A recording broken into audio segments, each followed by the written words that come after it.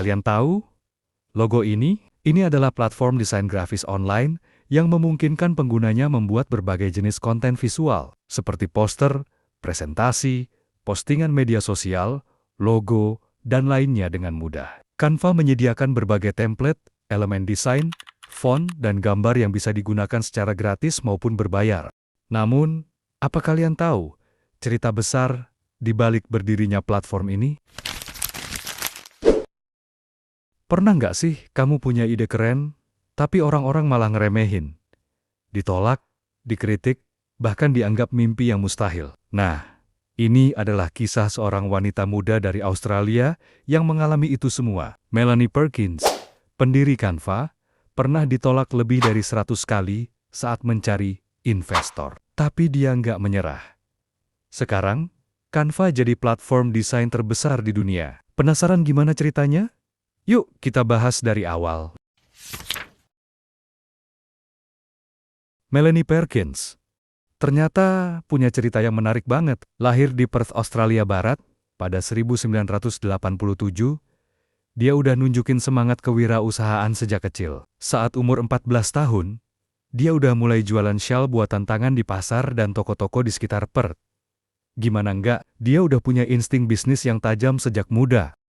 Sebelum akhirnya terjun ke dunia teknologi, Melanie juga punya cita-cita jadi pemain figure skating profesional. Tiap pagi, dia bangun jam 4:30 buat latihan. Bayangin aja, gimana kerasnya dia berjuang. Tapi, meski akhirnya nggak jadi figure skater, dia tetap bawa semangat disiplin dan tekad itu ke kehidupan profesionalnya. Melanie kuliah di University of Western Australia. Waktu itu, dia sering ngajarin desain ke mahasiswa lain. Tapi ada satu hal yang bikin dia kesal. Software desain grafis itu ribet banget. Harus belajar berbulan-bulan buat bisa paham. Dari sinilah idenya muncul. Bagaimana kalau ada platform yang bisa bikin desain dengan mudah? Bahkan untuk pemula. I'll do anything, I'll do whatever it takes to...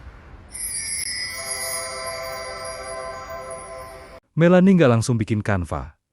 Dia mulai dari bisnis kecil yang namanya Fusion Books, yaitu platform untuk membuat buku tahunan sekolah secara online.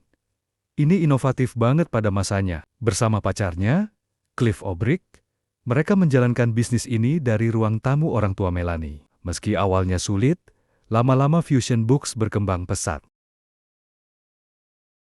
Fusion Books sukses, tapi Melanie punya mimpi yang lebih besar. Dia ingin bikin platform desain yang bisa dipakai semua orang, bukan cuma buat buku tahunan sekolah, tapi juga untuk keperluan bisnis, presentasi, media sosial, dan lain-lain. Ide ini terdengar keren, tapi gimana caranya dapat modal buat membangun startup besar?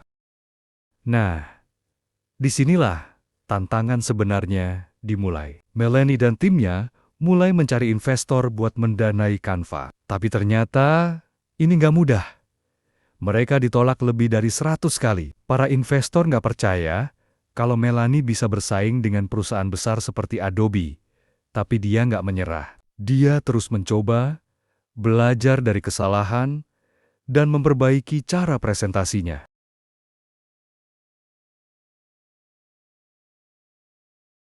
Setelah bertahun-tahun berjuang, Melanie akhirnya bertemu dengan investor yang percaya padanya, Bill Tai.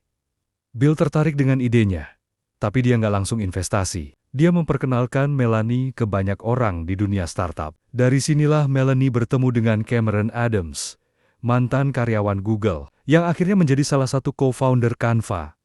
Dengan tim yang kuat, Canva akhirnya mulai dikembangkan secara serius. Setelah bertahun-tahun menghadapi rintangan, akhirnya pada tahun 2013, Canva resmi diluncurkan. Dan hasilnya, boom! Canva langsung sukses besar. Orang-orang dari seluruh dunia mulai menggunakan Canva untuk berbagai kebutuhan desain. Kini, Canva memiliki lebih dari 100 juta pengguna dan bernilai lebih dari 26 miliar dolar. Gila banget kan? Jadi, apa pelajaran yang bisa kita ambil dari kisah Melanie Perkins? Pertama, jangan takut ditolak. Bahkan ide terbaik pun bisa ditolak berkali-kali sebelum akhirnya diterima. Kedua, jangan cepat menyerah. Kalau Melanie menyerah di penolakan X atau ke-50, mungkin Canva nggak akan pernah ada. Ketiga, percaya sama visi sendiri dan terus berusaha mewujudkannya. Kalau kamu suka cerita inspiratif seperti ini, jangan lupa like, share, dan subscribe. Siapa tahu, kisah ini bisa jadi motivasi buat kamu yang lagi merintis usaha atau punya impian besar. Sampai jumpa di video berikutnya.